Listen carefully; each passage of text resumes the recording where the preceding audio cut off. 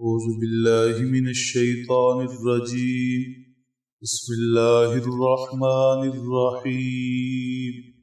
كيف تكفرون بالله وكنتم أمواتا فأحياكم ثم يميتكم ثم يحييكم ثم إليه ترجعون.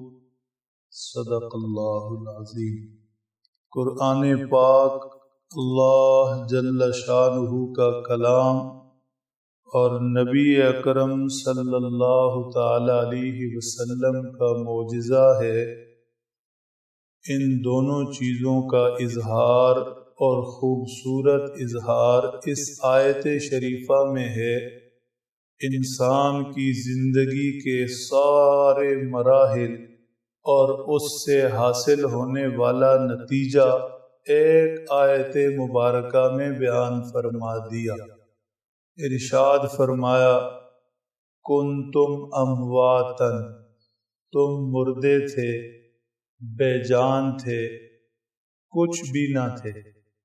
اللہ جل شانہ نے رزق اناج کے ذریعے جو تمہارے والدین کی خوراک بنا، پھر ان کے وجود سے ناپاک قطرہ اور اسے گوشت پوست ہڈیاں پہنا کر اس کے اندر جب روح ڈالی، فَأَحْيَاكُمْ، اللہ جل شانہ نے تمہیں وجود بخشا، حیات بخشی. ثُمَّ يُمِيتُكُمْ، پھر جتنا اللہ جل شانہ نے طے کر دیا اتنا تم نے جینا ہے.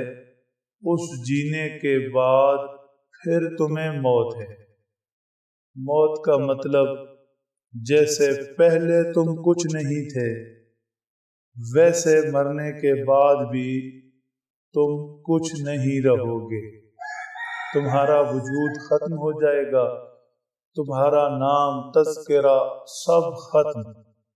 آج ہم بھی دیکھ لیں، شاید ہی کوئی ہو جسے دادا پر دادا سے اوپر کا کوئی نام یا ان کی قبروں کے نشان یاد ہوں. عمومی طور پر تو اس سے اوپر ہمیں کچھ معلوم نہیں، کون تھے، کہاں ان کی قبریں ہیں اور کیا اس کے نشان ہیں. فرمایا اس کے بعد جب تک تم نے اپنی قبروں میں رہنا ہے سو رہنا ہے. اس کے بعد ثم یحییکم، پھر اللہ نے تمہیں زندہ کرنا ہے، اور یہ زندگی ہمیشہ کی ہے. اس زندگی سے موت مر جائے، اس کے بعد موت نہیں. سارے اپنی قبروں سے اٹھ کر اللہ جل شانہ کی طرف، میدان محشر کی طرف دوڑ پڑے. یوم یخرجون من الاجداث سراعا، فرمایا جس دن اپنی قبروں سے لوگ ایسی تیزی سے نکل کر بھاگیں گے کأنہم الی نصب یوفضون، جیسے دوڑ لگانے والوں کے لیے ایک نشان رکھ دیا جاتا ہے اور کہا جاتا ہے 1 2 3 کون پہلے پہنچے گا، تو ایسے سب بھاگ پڑتے ہیں کہ جلدی سے جلدی اس نشان تک پہنچیں. ایسے اللہ جل شانہ جب تمہیں آخری مرتبہ حیات بخشیں گے قبروں سے اٹھ کر اللہ کے حضور ایسے پیش ہو. تو یہ انسانی زندگی کے سارے مرحلے ذکر فرما دیے اور چند لفظوں میں یہ ہے معجزانہ کلام، جس جیسا کلام کوئی پیش کرنے سے عاجز رہا. کوئی بھی اس جیسا کلام نہیں لا سکتا. 4 لفظوں میں انسانی زندگی جس پر کتنا کچھ لکھا جاتا ہے اور کہا جاتا ہے اللہ جل شانہ نے بیان فرما دی. کچھ نہیں تھے، پھر تمہیں حیات بخشی، پھر موت آئے گی، اس کے بعد پھر حیات. ثم الیہ ترجعون، پھر اللہ کی طرف تمہیں لوٹنا ہے. قرآن پاک میں آپ جب تلاوت فرماتے ہیں تو جگہ جگہ اللہ جل شانہ ترجعون، راجعون، جیسے انا للہ و انا الیہ راجعون یہ لفظ ارشاد فرمائے. کیوں؟ ان لفظوں کے اندر ایک پیغام ہے۔ لوٹنا کہتے ہیں کہ آپ جہاں سے گئے وہاں واپس آ جائیں۔ آپ پہلی مرتبہ اس مسجد تشریف لائے تو یہ آنا ہے، اور یہاں سے چلے گئے تو یہ جانا ہے، لیکن فجر میں یہاں آئے اور پھر زور میں یہاں آپ نے نماز پڑھی تو یہ آپ کا لوٹنا ہے۔ آپ واپس پلٹ آئے، جہاں سے گئے واپس پلٹ آئے۔ تو ارشاد فرما الیہ ترجعون، تمہیں اللہ کی طرف لوٹنا ہے۔ انا للہ و انا الیہ راجعون، ہم سب اللہ کے اور ہم سب کو اللہ کے حضور اللہ کی طرف لوٹنا ہے۔ مطلب ہم آئے ہی اللہ کی طرف سے تھے، آئے ہی اللہ کی طرف سے تھے، اور اب جانا اللہ کے حضور ہے، اللہ کے پاس جانا ہے، اللہ کی طرف لوٹنا ہے۔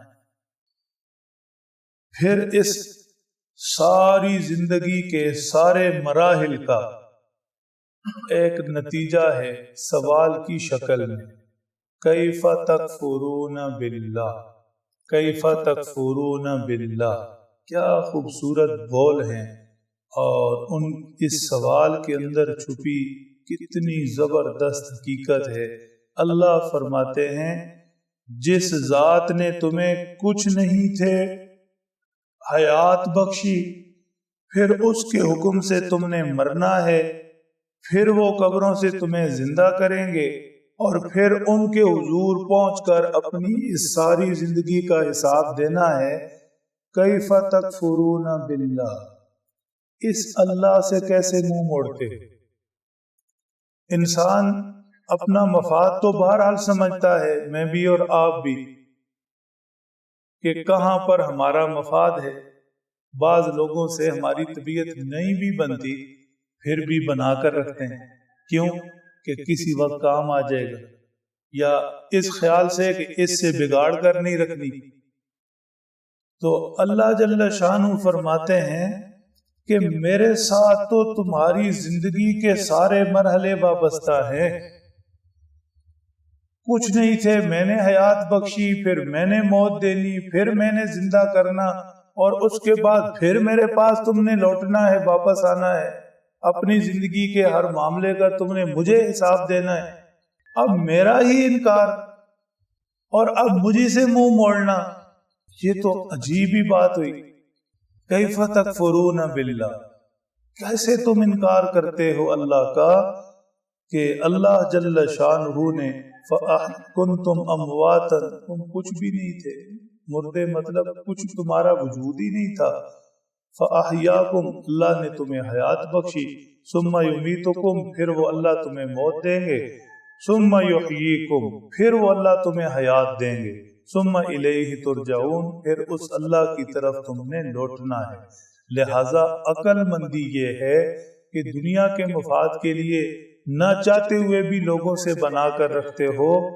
تمہارے سارے مفادات مجھ سے وابستہ ہیں تو مجھ سے بنا کر رکھو۔ اللہ سمجھ دے عمل۔